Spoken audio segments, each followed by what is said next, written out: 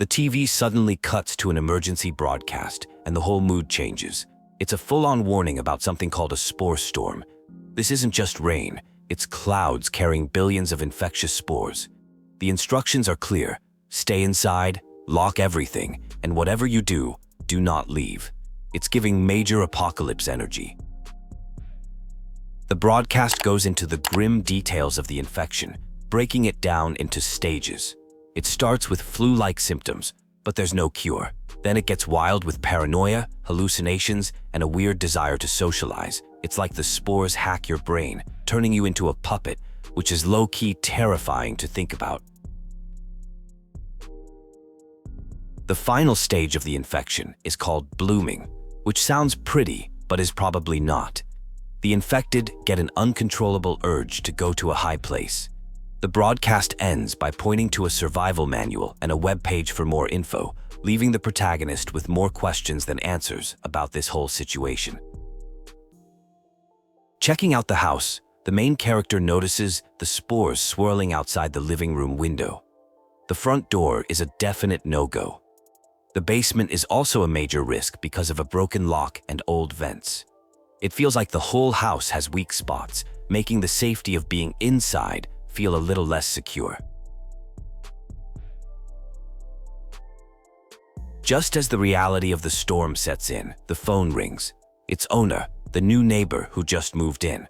She's audibly panicking, admitting this is her first spore storm and that she never even believed they were real. It's on the protagonist to be the calm, experienced neighbor and talk her down from her anxiety.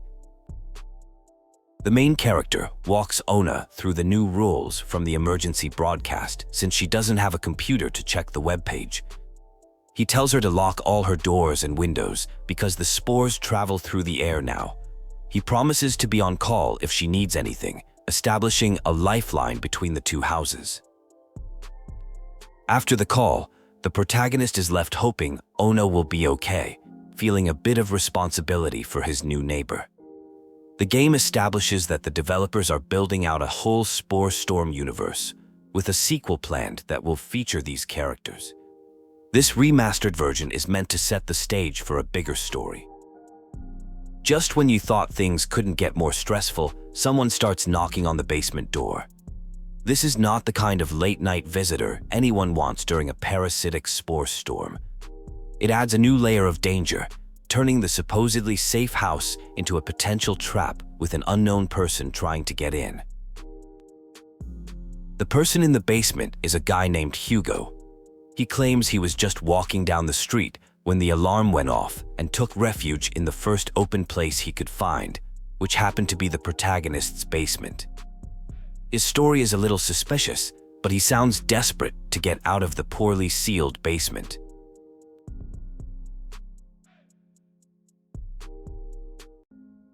After some back and forth, the player decides to let Hugo in, taking a huge risk. Hugo comes upstairs, looking a bit rough but relieved to be out of the basement. The initial tension is broken with a bit of awkward humor about the state of the house, and Hugo makes himself comfortable on the couch for the night. No sooner has Hugo settled in than someone starts knocking on the front door. The house is turning into a grand central station of unexpected guests. The new arrival is a man named Ray, who claims to be a government agent from the Plague Control Department. His vibe is immediately off, and he's not even wearing a mask.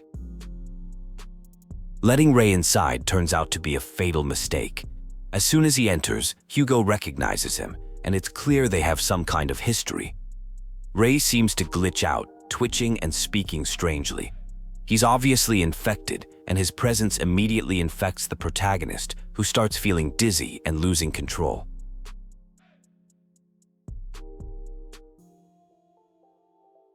The infection takes hold completely.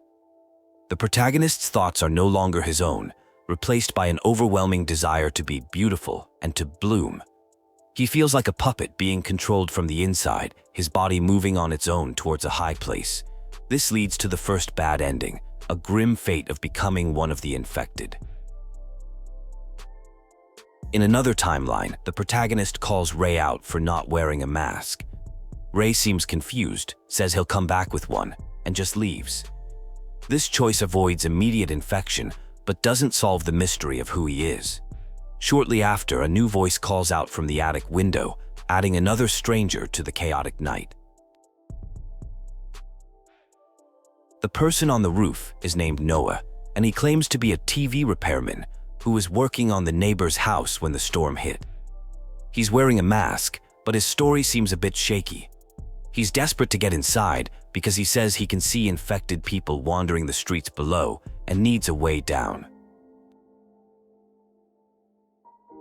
The protagonist decides to let Noah in. The attic window is stuck, so Noah offers to break it from the outside since he has a mask. After Noah climbs in, he takes off his mask, revealing he's just a scared kid. The loft is now contaminated with spores, making it an off-limits area for the rest of the night.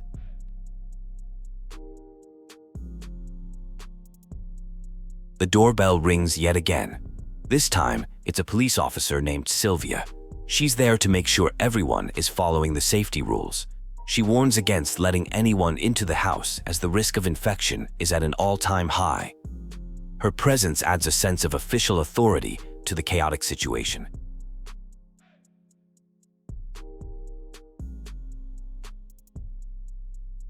The protagonist can ask Officer Sylvia a series of questions. She advises that if an infected person gets in, the best defense is to lock yourself in a safe room like the bathroom. She estimates the storm could last until dawn and confirms that the city's emergency siren will signal when it's safe to go outside again.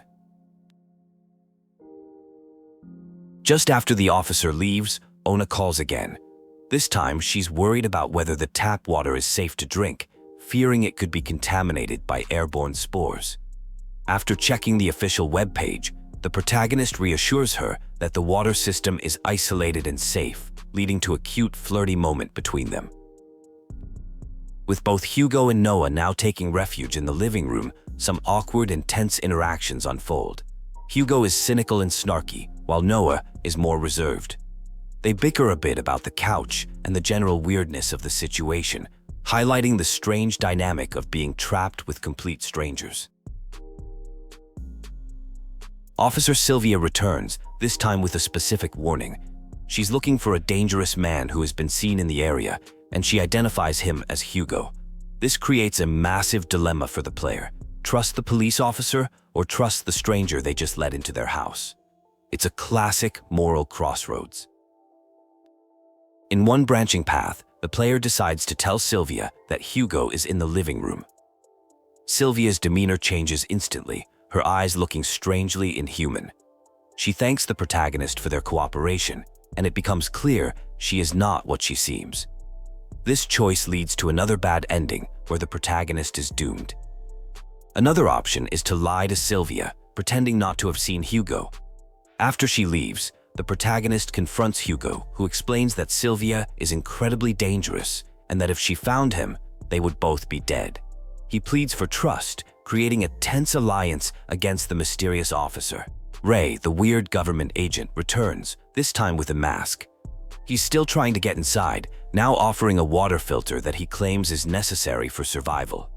His behavior is even more erratic, and he seems to be losing his grip on reality, forgetting what he's supposed to be doing. He's clearly infected and dangerous. Ona calls again, this time because she's freezing and wants to know if it's safe to use her heat pump. The protagonist looks up the info and tells her it's a bad idea, as the heat isn't strong enough to kill the spores and the filter can't catch them. This leads to more flirty banter about exercising together to stay warm. Sylvia shows up at the door again, mask off, with an intense, soul-piercing stare. She knows the protagonist is hiding Hugo and accuses them of collaborating with a criminal. Her facade drops completely, revealing a much more threatening and otherworldly presence. The situation becomes incredibly dangerous and reality starts to warp. The night takes a horrifying turn when Ona calls in a complete panic. An infected person, a zombie, is trying to break down her front door. The lock has given in and she's terrified it won't hold. She begs the protagonist for help, asking what she should do to survive the assault.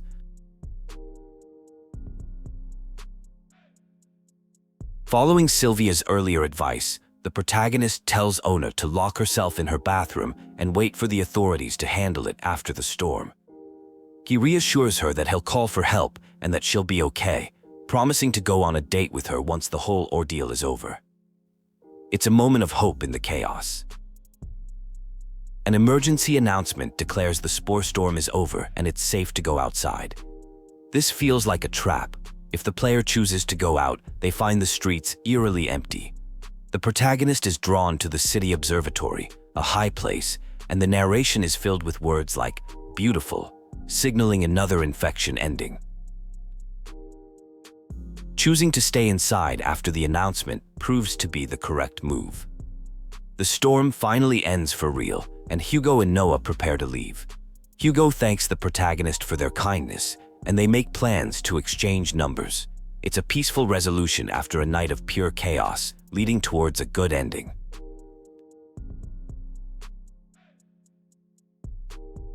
This path leads to the Ona Ending. 2 weeks after the spore storm, the protagonist and Ona are on a date, eating pizza and drinking wine at his place. They talk about what happened that night and how scary it was. It's a super wholesome and sweet conclusion, showing them bonding over their shared traumatic experience. During their date, Ona shows the protagonist a picture of her with her older sister and her baby nephew. It's a cute, intimate moment where she opens up about her family and her life before moving here. The ending solidifies their new relationship, built on trust and survival, with a promise of more good times to come. An alternate, darker path with Ona occurs if the protagonist gives her bad advice. Telling her to fight the infected person leads to her showing up at the door, covered in blood. She's panicked and clearly traumatized from the violence, and it's revealed that in the struggle, she became infected herself, leading to another tragic end. In another creepy scenario, Ona calls, but she's not herself. The spores are influencing her, and she asks the protagonist if he thinks she's beautiful. Her voice is distorted, and her words are unsettling. She talks about the shape of his keyhole, promising to visit soon. It's a genuinely scary interaction that ends in her infected arrival. If the player chooses not to let Hugo in from the start, he remains in the basement. The player can interact with him through the door, and in a surprisingly wholesome turn of events, they can pass him a towel to stay warm. They bond over their shared situation, talking about pets and life, forming a friendship through the door. Hugo and the protagonist continue their through-the-door conversation, and Hugo opens up about his lonely life, saying most people don't treat him well. The protagonist's small act of kindness means a lot to him, and they promise to go get a beer together when the storm is over. It's a heartwarming moment of human connection. However, this path can also go wrong.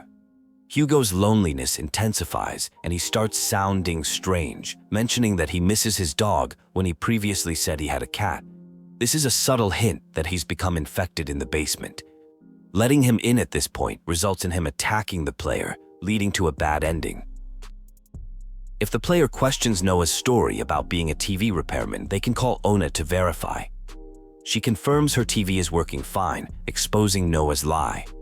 When confronted, Noah confesses that he was actually trying to rob the house. He breaks down, revealing he's only 16 and trying to escape a bad home life. If the player refuses to help Noah after he confesses, a horrible fate befalls him. You hear his agonizing screams from the rooftop as he's attacked and killed by the infected. It's a brutal consequence of the player's choice, highlighting the unforgiving nature of the spore storm and the weight of their decisions. In another betrayal scenario, the player tells Sylvia that Hugo is hiding in the basement. She thanks them for their cooperation and says her team will take care of it. Later, strange sounds come from the basement and the player finds Hugo's ID from the plague control department, confirming he was an agent. Sylvia's manipulation is revealed. This path leads to the Hugo ending. After surviving the night together, Hugo makes good on his promise and asks about that beer. They hang out in the living room, drinking and making fun of each other's jobs. Hugo vaguely alludes to his mysterious government work, maintaining his enigmatic but friendly persona. It's a classic Bros Night In vibe. The harem ending is achieved by saving everyone. Hugo, Ona, and the protagonist are all hanging out together after the storm, recounting their harrowing experiences. They laugh about the weird man Ray and how they all survived the night. It's a found family ending, celebrating their new, beautiful friendship forged in chaos. This path focuses on the Noah ending. After surviving, Hugo, Noah, and the protagonist are on a rooftop. Hugo gives Noah a tough love speech about his difficult life, relating to Noah's struggles with his parents and resorting to crime. It's a powerful mentorship moment, with Hugo being surprisingly wise and compassionate. Hugo's speech to Noah is incredibly motivating. He tells Noah that the world is tough, but he can't let it turn him into a loser like their parents. He offers to hook Noah up with a delivery job at a pizza place. It's a hopeful ending, suggesting Noah has a chance to turn his life around with a little help and guidance.